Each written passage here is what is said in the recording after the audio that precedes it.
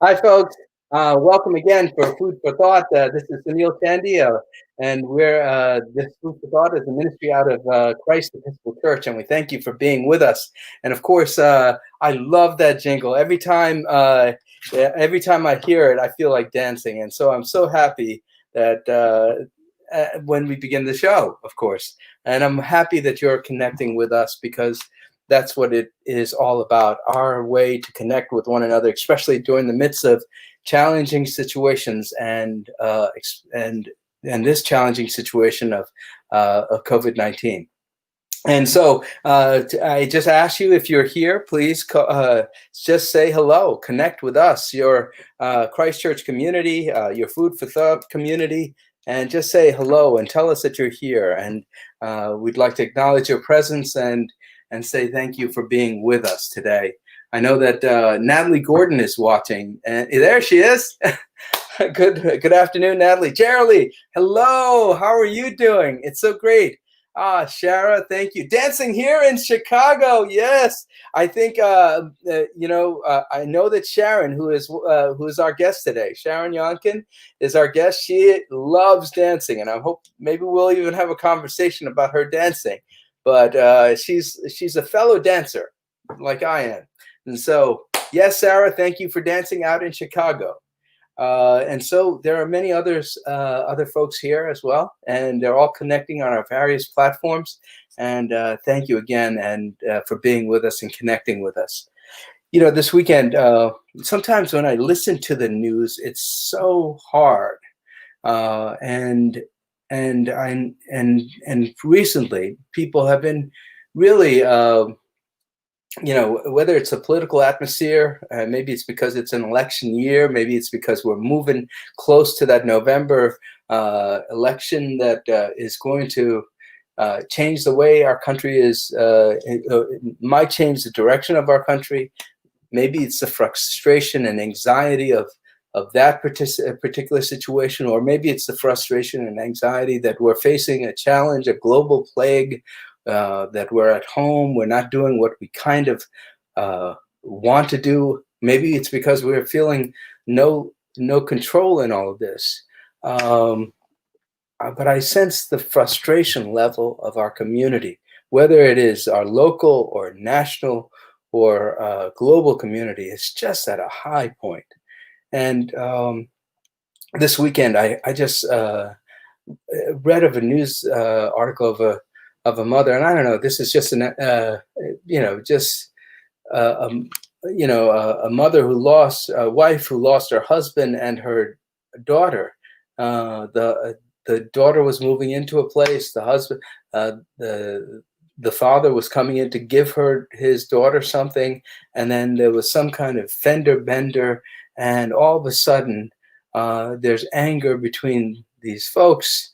That caused one person to take out a gun and shoot these two people. The father, the stepfather, and the daughter. And I'm thinking, oh my God, have we sunk this low where people get so angry with each other that they're willing to kill each other? And it shouldn't surprise me, because that's part of the human condition, right? We're all through history, we do violence to one another.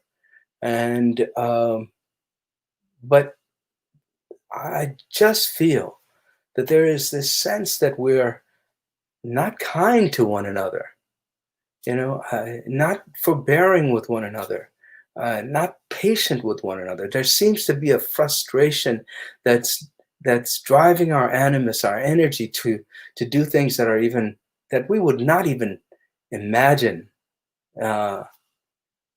if we didn't have that frustration. I mean, I think there's a sense that we're seeing things disoriented a bit, where things that little slights are taken out of perspective, and I don't know. I mean, maybe this is something to talk to Sharon about, but I think my sense is going back to the gospel and just love one another, right? Jesus says, do unto others as you would have them do unto you. You want people to be patient with you. You want people to be kind to you. And when you make a mistake, you want people to forgive you. You want people to maybe understand that life is not so easy for you. And so you want them to be a little bit more, compassionate. And so I'm saying, when Jesus says, do unto others as you would have them do unto you, that what begins that process of compassion and love and understanding and forgiveness is when we start doing it to other folks first. We start putting out the love that we want to receive. I mean, I know that this seems kind of transactional, and maybe that's what we need right now. Put out the love so that you could receive love. If you want to think it transactionally, that's great. But when you put out that love, your heart becomes larger. And, and this preacher's talking to myself too. I know that there are times when I feel frustrated with the people around me, right? Just be kind. Just be kind. Be good. Do what Paul tells us in Romans, chapter 8. Do. Just keep doing it. Keep practicing it. And as we do this, maybe we'll get a less violent world. Maybe we'll get a world that's a little less chaotic. Maybe people will understand the love that you're passing and will feel it, and then turn around and pass it on to other folks. And maybe that love will come back to you, and it will. It will. Because it's Jesus who tells us, do unto others as you would have them do unto you. What he's saying is, you do it, it'll happen to you back. That's the promise. That's the promise of our faith. Today, as on Mondays, Mondays every 2 weeks, we have a wonderful guest, our member of the show, Sharon Younkin. And Sharon is going to come and talk to us a little bit about this subject of loneliness. So Ben, please bring Sharon with us. Hey, Sharon. Hi, Father Sunil. How are you? So nice to see you. Oh, I'm doing well. I'm sorry? It's so great to see you. Oh, so great to see you too.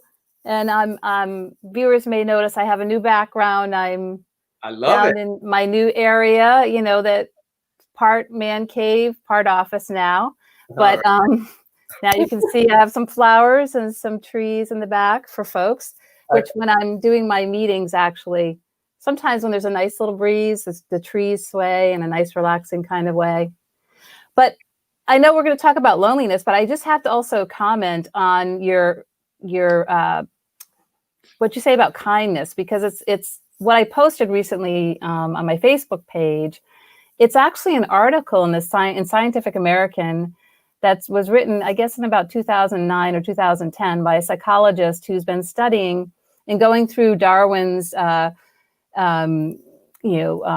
records and whatnot. And there's this misconception in the scientific community even that Darwin coined the phrase survival of the fittest.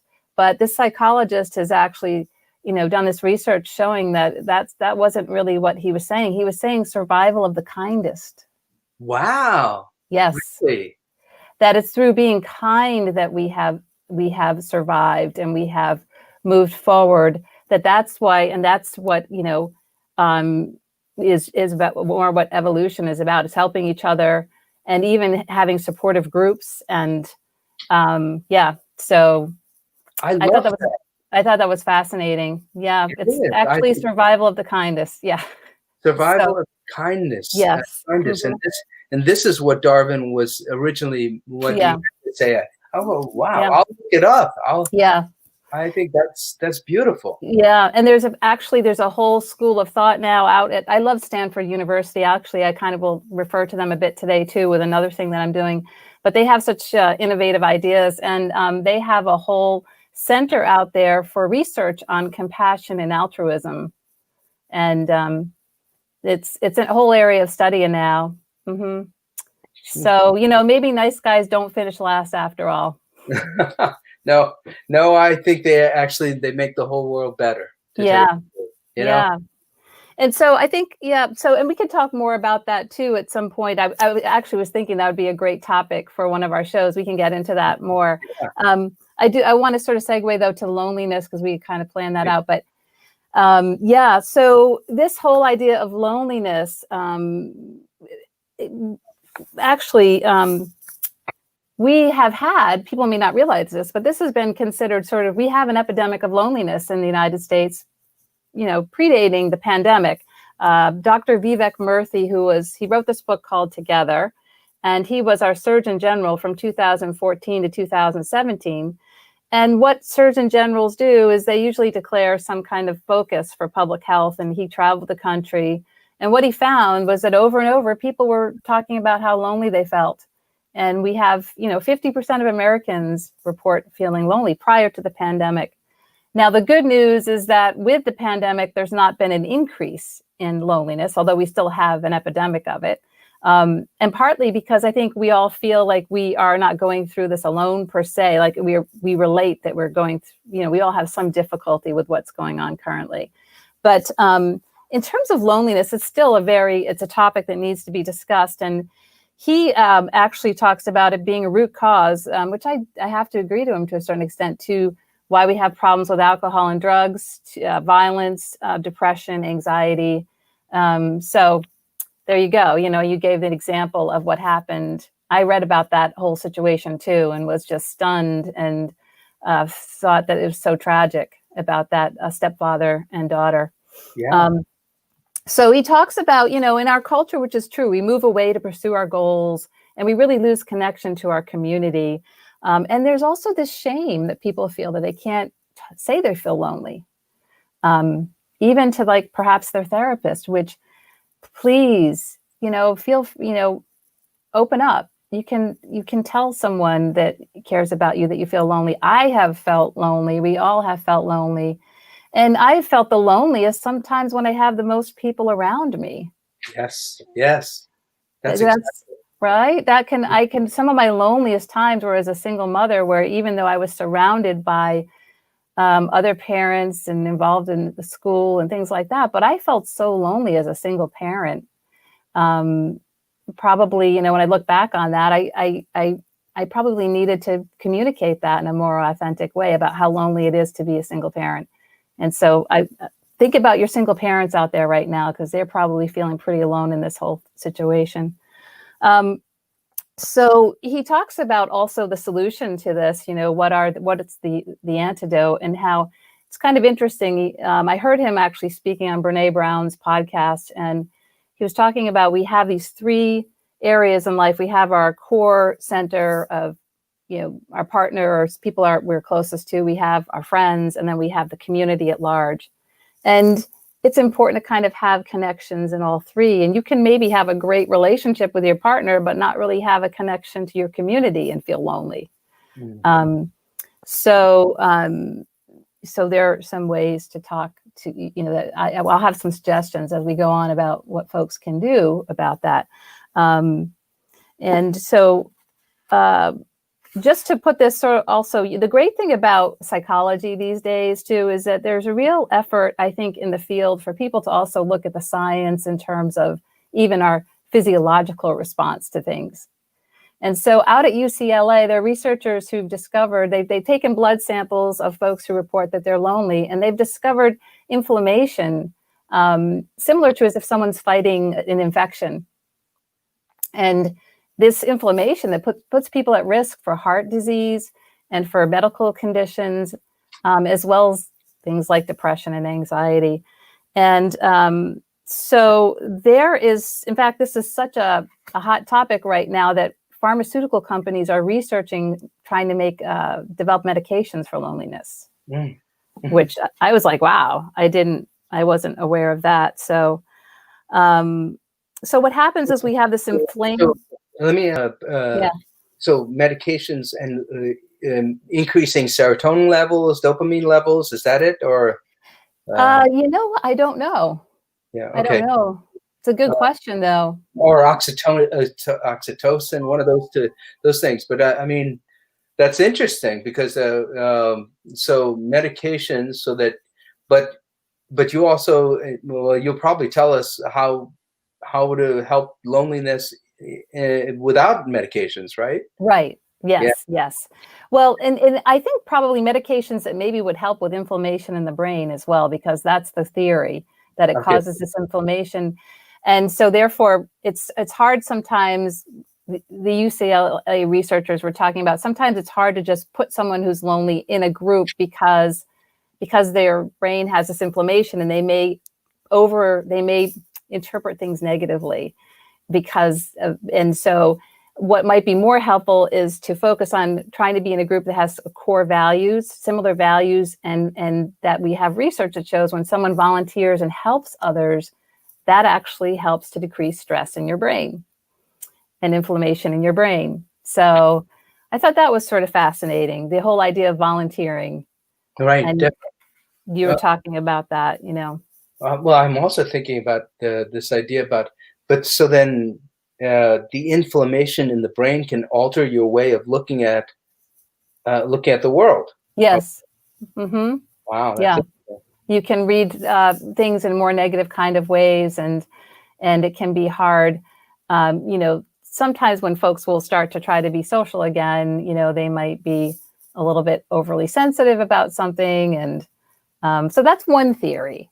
It's a theory, but I thought it was an interesting thing to think about. But sort of what the commonality, what I saw in terms of antidotes and from these different various researchers to loneliness, there seemed to be some overlap in terms of what people were saying. One is communicating in an authentic way, because we can be around lots of people, but if we're not being authentic, we won't feel that connection. You know, loneliness is feeling connected inside. And now I'm not suggesting that people go and they just spill kind of all of their, you know, most private things to someone they've just met. I think sometimes people misconstrue that. They think they have to share a lot of content. I think it's more about sharing feelings in the moment. You know, you don't have to necessarily share even a lot of content, but like a feeling would be, I feel lonely, you know, or I'm feeling kind of anxious about what's going on in the world. I mean, that simple kind of phrase can really help folks to feel connected. Self-care, our relationship starts with ourselves. So if we don't have sometimes I notice that if I'm really taking good care of myself or doing really nice things for myself, I do feel less lonely. I do feel, you know, finding your tribe, finding either a spiritual community or a group that has similar values, like you're providing this for this community. And then, as we said, compassion. So I'll pause there. Let me see if there's anything. Yeah, giving support to others predicts a decreased stress response in the brain. So compassion for others and for yourself can be an antidote to the loneliness. Yeah. So that's a lot to think about. It is. Yeah. And you know what? It's kind of this idea that, and this is what Jesus was doing in terms of building a community. I mean, do unto others. You know, doing something for others, connecting people to each other. To, you know, the biggest thing I really pick up on this idea that, you know, I resonate with the idea that you don't have, even you could be in a crowd and you could be alone. Yeah. You could feel like you don't have any kind of connection with the people around you. Yeah. And that's, you know, I mean, speaking as an immigrant, that's, you know, it's usually the language barrier or something that prevents you. But then there are other people, you know, who are just alone, even in what you would think would be an easy to community to get people to talk with each other with, you know, like sometimes I know some families that they would be so angry with each other that you're in the same household that you don't talk to each other. And every statement becomes a brick on the wall that's built between you and that other person. Yeah, because sometimes even within our own families, we can have different values. I mean, look what's going on politically. Yeah. You hear all this division within families in terms of political beliefs or ways that people are viewing things right now. And sometimes maybe, I think that's why it's important. We've talked here about deep listening and about trying to take a non-judgmental stance and maybe agreeing to disagree and not give people space to kind of have their belief without judging them, because they can end up feeling quite isolated and alone, and then maybe won't communicate with you in deeper ways about how they're really feeling and what they're really going through. Sometimes we can't find that in our family, and we have to go outside of our family, which is one of the things that I wanted to talk about too, is that a really great antidote to loneliness could be the possibility of group therapy. Yes. In my last job, I was doing like 13, 14 groups a week. So I am a big believer in the power of a group. And when you do a group, there is going to be most likely you're going to have that common theme that you're connecting over. You're helping others as well as yourself. You're communicating in an authentic way. And these are all things that help with this feeling of loneliness. Everything's confidential. Groups are, we work to create a non-judgmental stance. At least I do in my groups. It's about, as I said, you can share. You don't have to share tremendous amounts of private content necessarily, but it's more about being real about your feelings. Also, insurance covers groups right now with telehealth. They're online, so you don't have to put yourself at risk that way. At RICBT, we have actually 8 groups starting up this fall. And we have, for all ages, we have a parenting group. So mindful parenting during COVID. So for all you parents who feel totally alone in this struggle, once a week for an hour and a half, if you can find the time, you can be in a supportive environment with other parents who are learning ways to have self-compassion and ways to manage this crisis. I think that's where I would be if I had a child at home. I'd be in a parenting group for COVID because, I would want that support right now. We have a DBT skills coping group for folks who struggle with strong emotion and regulating feelings. And so you can learn coping skills. Also, we talked about if you can get through this crisis with generating meaning. So one potential meaning might be working on yourself, learning these things, these lifelong skills during this time that will always benefit you. We have a group for ADHD, and you don't have to have ADHD just if you have trouble focusing or concentrating. We have a group for high school, 9th graders through 12th graders, one for young adults, 18-year-olds to 24-year-olds. We have an OCD group for adolescents. And we also have a cognitive processing therapy group for trauma. Wow. So if you've had something really traumatic happen, there's a place for you too. There's a place, what I'm trying to say is there's a place for you. There's a place for you to feel heard if you're not feeling heard and you're feeling lonely right now. So that can be an excellent possibility. And then briefly, a group that I'm going to be starting, that I've been running, but I'll be starting up soon, is one, it's called Designing Your Life and Career During the Time of COVID, because some people are really struggling in terms of, how to move ahead professionally, or also how to balance other parts of their life. And I try to make it a very empowering, energetic kind of group where we work on design principles with a workbook based on these 2 engineers from Stanford University. It's all about creativity, flexibility, curiosity. And then I also weave in their coping skills, and I weave in their how to come through this crisis better, not bitter. So if you're kind of like in that space, people aren't always ready for that. They might be in a different kind of space, but if you feel like you're more in that kind of space, that's the group that I'll be starting up. Sounds pretty exciting. All these different ways to find wisdom and connection. Mm-hmm. Yeah.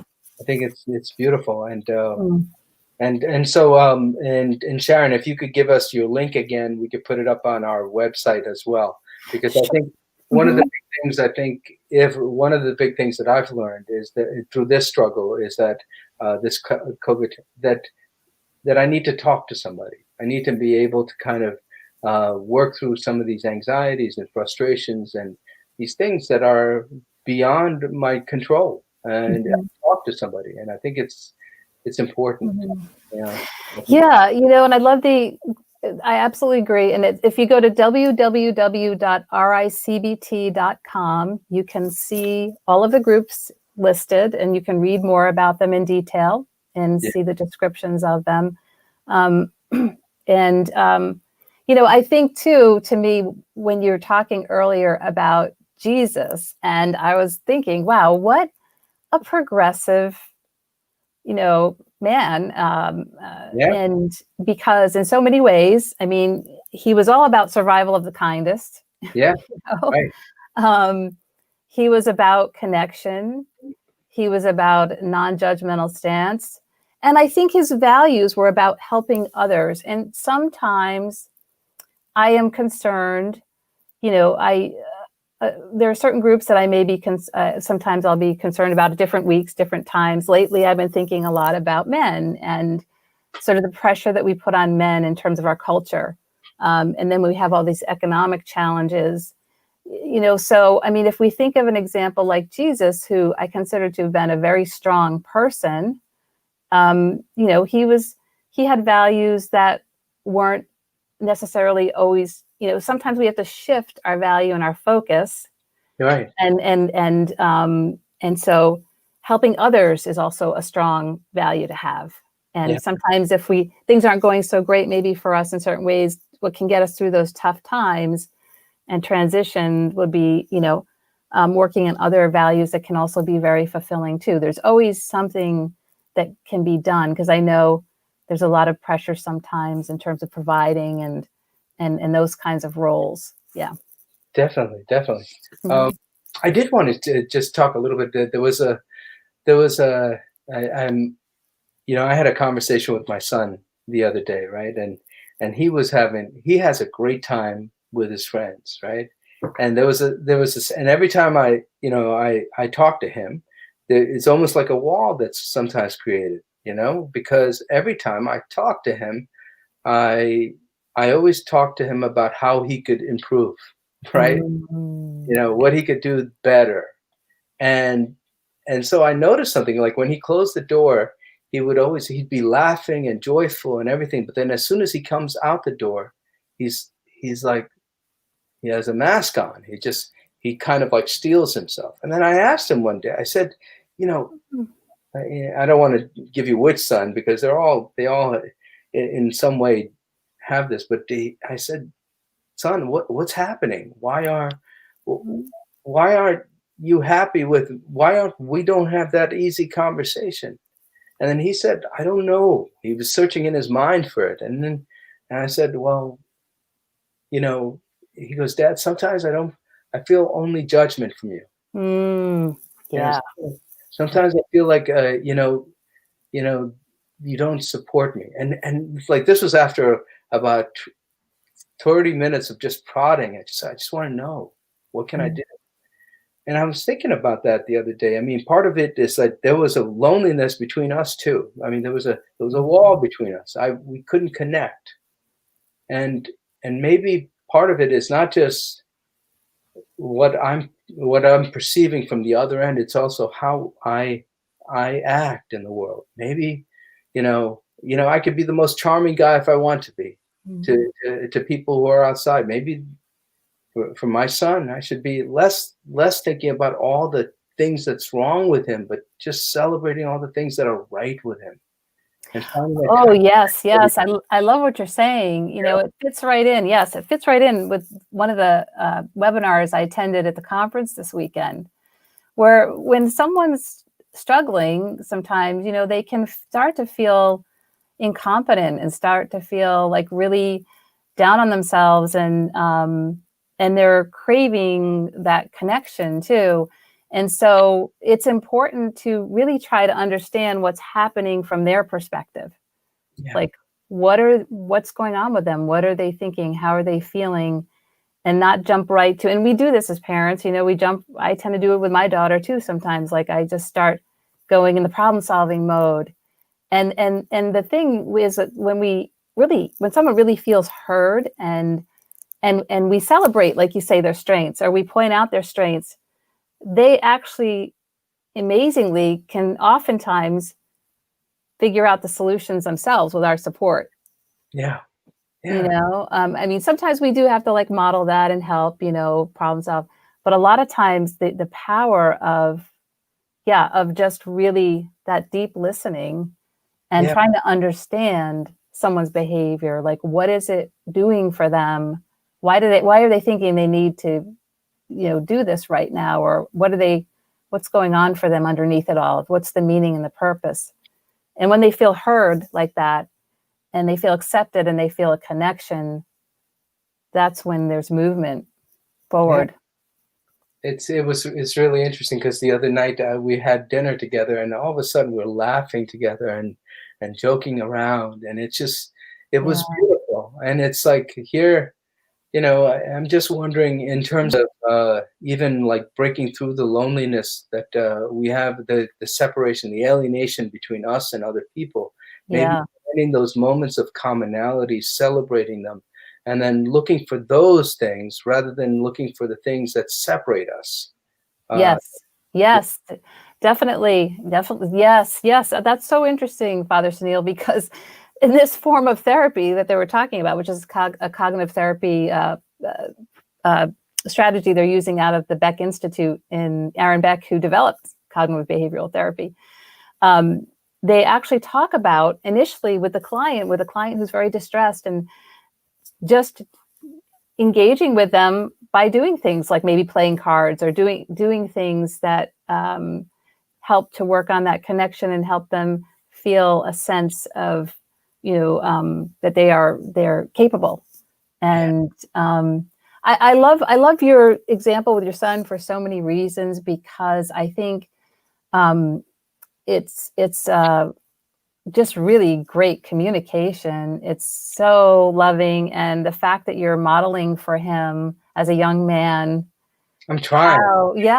how to speak authentically with someone, how to open up, how to share, how to support each other. Like, that is so strong. That's such strength. Oh, Yeah, well, thank you. Thank you. it really is. Mm-hmm. I get so much wisdom from you, Sharon. It's so great that you're part Mm. of our life here at Christ Church, and that you're part of this show. I think people get great insight, and so this is your actions are very meaningful, and it's Mm. affecting a lot of people. And I thank Mm. you. I'm grateful for you. Thank you. I'm grateful for you too, Father Sunil, and all the viewers. Thank you too. All right. Thank you for being with us, Steve. Folks, again, I'm sorry we ran a little bit long, but it's so important. Every time I speak with Sharon, new thoughts come into my mind, and you know, and I hope that you will accept my forgive me for us for being a little bit long today. But let's say our prayer together. It's a prayer that's adapted from a prayer from Bishop Thomas Brown as we deal with this as collectively we deal with this COVID-19 challenge. The Lord be with you. Let us pray. Jesus Christ, you traveled through towns and villages, curing every disease and illness. At your command, the sick were made well. Come to our aid now in the midst of the global spread of the coronavirus. Heal those who are sick with the virus. May they regain their strength and health through quality medical care. Heal us from our fears, which prevents nations from working together and neighbors from helping one another. Be present with those in authority who are making hard decisions. Support the medical professionals, emergency responders, counselors and caregivers, teachers and students. We ask this all in your name, Jesus. Amen. Join with me in the Lord's Prayer.